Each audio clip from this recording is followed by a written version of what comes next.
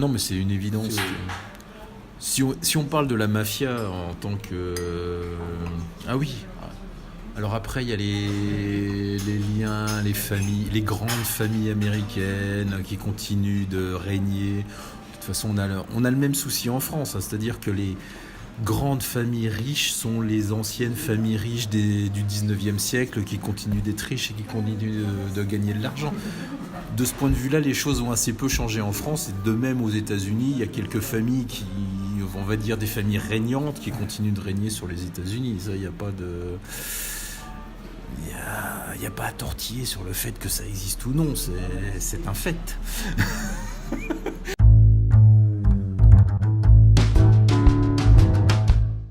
Ah oui, clairement.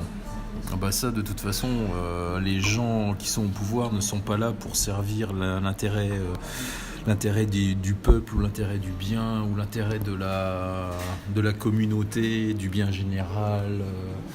Ces gens-là sont là pour effectivement servir des intérêts privés qui sont liés à ces grandes familles, qui sont souvent liées elles-mêmes à des banques, qui sont elles-mêmes liées à des mafias qui ont fait des fortunes illégales qui, afin de perdurer, sont rentrés dans la légalité, ce qui fait qu'ils ont financé des entreprises.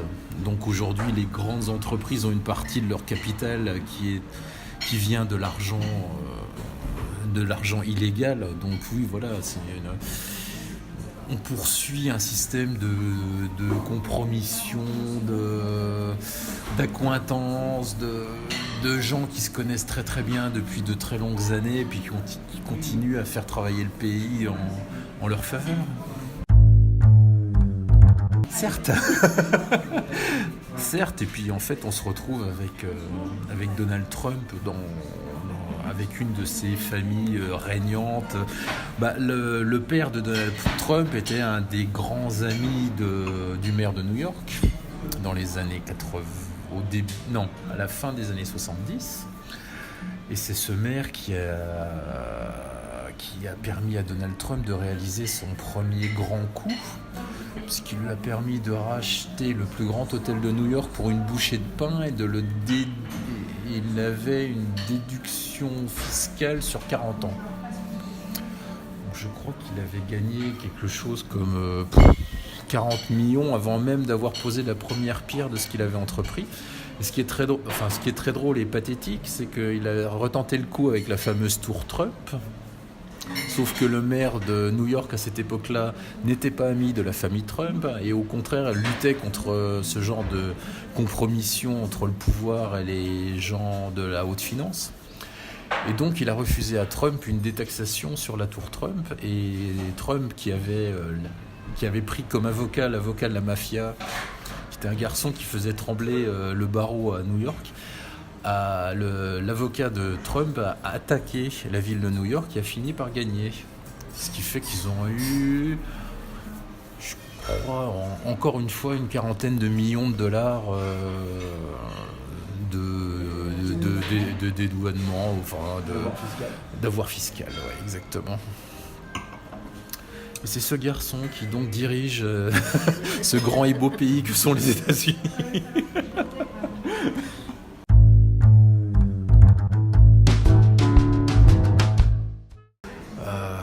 Moi, je suis parti de quelques films comme à l'époque Brubaker, qui était un directeur de prison qui a réellement existé et qui justement faisait travailler démocratiquement les gens à l'intérieur de la prison, puisqu'il les a amenés à diriger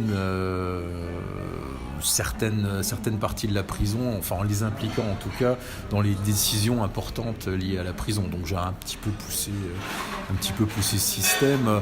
Le recrutement, effectivement, la police new-yorkaise a longtemps été aux mains on va dire des Irlandais.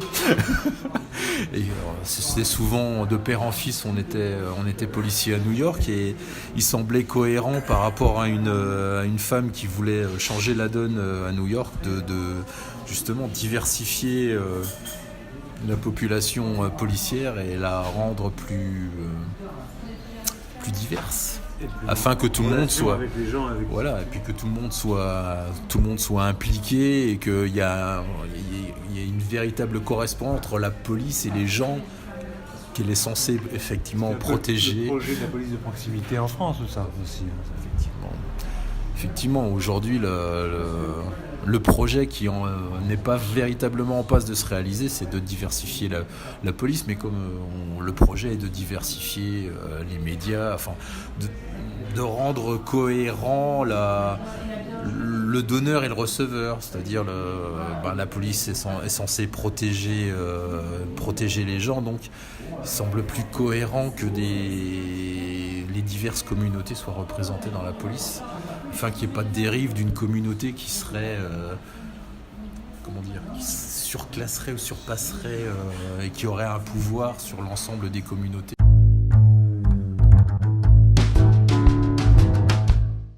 Je sais pas si je joue sur l'exacerbation. Je n'ai pas l'impression d'avoir des super méchants, simplement des gens qui défendent des... Si on joue sur ce tableau-là, on peut voir Providence comme un super méchant. D'ailleurs, on se disait avec Laurent, on a vu 3 films de super-héros. T'as Black Panther, Avenger et le dernier Indestructible, où finalement les méchants, très très méchants, défendent ce qui est à la base des idées plutôt intéressantes et humanistes, face à des super-héros qui, eux, se posent pas énormément de questions par rapport à tout ça. Et il y a cette espèce de dérive dans la façon dont tout cela est écrit, c'est qu'ils ont ces ambitions-là et qu'on en fait des gens qui veulent mener leur projet de façon cataclysmique, de façon outrageusement méchante, alors que la base de leur réflexion est extrêmement intéressante. Ne serait-ce, pour parler d'Avengers, c'est Thanos qui veut réduire la population dans toutes les galaxies de moitié pour rentrer en cohérence entre ce que peuvent encore donner les planètes et ce que les gens peuvent recevoir de ces planètes. Puisqu'il sait qu'à terme, si on continue comme ça, le chaos, on finira par le chaos et la destruction, puisque les planètes ne peuvent plus nourrir l'immensité des populations qui les surexploitent. Et on fait de Thanos un méchant. Dans Les Indestructibles, le méchant, il veut sauver les gens de leur addiction aux tablettes, au monde virtuel, et on en fait un méchant. Et quelque part, ça devient un peu problématique. J'ai essayé d'en parler avec Xavier.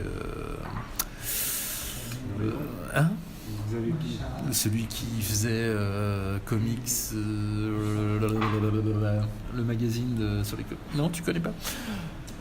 Et c'est super dur, parce qu'effectivement, ils te renvoient à l'idée que ces mecs-là, on peut pas écouter leur discours, puisqu'ils sont très méchants, mais à la base, le discours est super intéressant, et le fait qu'on en fasse des méchants est inquiétant, parce que du coup, leurs idées de départ, elles deviennent irregardables, ce qui est souvent le cas aux États-Unis, où des idées plus généreuses sont immédiatement taxées de communistes, et du coup, le débat s'arrête là, quoi.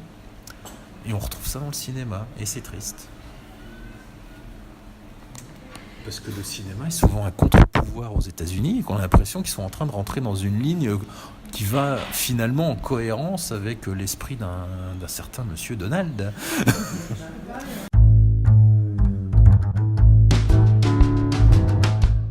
Je me suis surtout dit en mon fort intérieur que ça va devenir difficile d'écrire des histoires cohérentes quand la logique d'un État et d'une personne deviennent elles-mêmes complètement incohérentes et que cette incohérence est acceptée et acceptable et audible par la plupart de ses électeurs. On pourrait se dire, il y a le New York Times qui compte tous les jours les mensonges que commet Donald Trump. Je crois qu'il en est à plus de 5000. Et ça n'a l'air de déranger personne. Et c'est extrêmement inquiétant. Et donc, comment, du coup, écrire un scénario cohérent dans l'idée de travailler sur un personnage qui dit n'importe quoi ? Du coup, le n'importe quoi devient acceptable. Et à ce moment-là, moi, en tant que scénariste, je ne peux plus travailler. Puisque si les gens sont prêts à accepter des choses incohérentes, alors mon travail n'a plus de sens. Ça explique quand même le succès de certaines bandes dessinées. Je n'osais pas le dire, mais oui.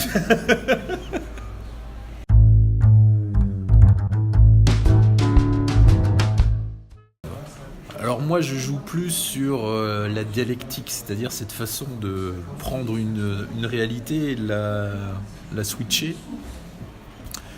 et d'utiliser certains éléments pour rendre acceptables des discours qui peuvent paraître odieux, voire enfin par exemple au début des Enfants de Jessica, on a des amis de Jessica qui se lèvent et qui la contredisent et qui viennent au contraire de ce qu'elle propose, parce que ça ne correspond pas à leurs valeurs, puisqu'ils sont beaucoup plus de droite qu'elle ne l'est, alors que c'est son propre camp. Et surtout, on l'attaque on l'attaque sur une espèce d'incohérence dans son travail.